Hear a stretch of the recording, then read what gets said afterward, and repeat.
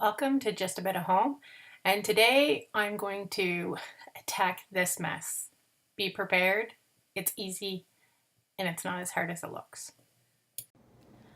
Alright, I suspected that I would get bored, considering I can't do much with my right hand, but I planned ahead, picked up the Sterilite shoebox containers. It was 10 of them for under $10, so for under $10 I plan to reorganize and get back my baking cupboard. It's a little out of chaos, and it's all these open packages that have clamps on them all over the place, little tie bags.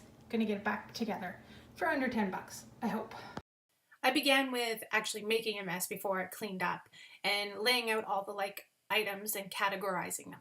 If something wasn't open, I didn't open it, such as because I'm a baker, I have lots of icing sugar, so I kept the icing sugar bags that weren't open in the same container. And then I dumped the items that were open into containers so that I could have less multiple bags of things open. The problem was I wasn't finding things and I was opening new ones, and then I'd have multiple things open. Then I began to use white mailing labels after I had categorized everything. I used my Cricut to print on these just because I wanted the same color scheme, but you could just use a printer or a label maker. Once I had everything where I wanted it, I put tape over the labels to protect them because often my hands are dirty when I'm baking.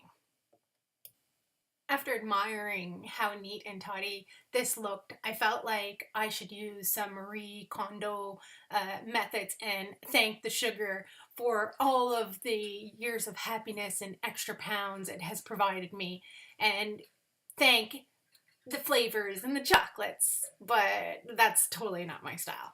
Next step was to organize my tools for measurements. My family seems to never know where to find them or where to put them, so this will alleviate the problems. I removed the door from the cupboard, and then I taped off the area with painter's tape and used a basic black spray paint to create my section. Once the area was dried, I then used a chalk marker to measure out where I would like to put my measuring tools and the hooks for the measuring tools. This washes off. I got it at the dollar store, super easy, but best to plan before you lay out your hooks. The hooks I also got at the dollar store. So I'm still keeping my costs incredibly low, and I was able to organize with minimal effort. I use my Cricut for many things in my house, creating signs, creating labels, all kinds of things. For this project, a Cricut is not required. The dollar store has plenty of options such as stickers, self-adhering rub-on labels, different things like that, and they have pre-made labels. So you could either use something from the dollar store, even the labels that print on the printer, or you can even use a label maker. It's not required to have a Cricut, but for this project, I did use my Cricut, and I'm quite happy with the Cricut. And once I had all my labels rubbed on, I decided that I was going to make a little title for it, and that was just a choice that I made. I'm really happy with the overall product. My labels are holding up well, my drawer is organized and clean, and my family knows where to put back the items. So overall, this entire project was a success.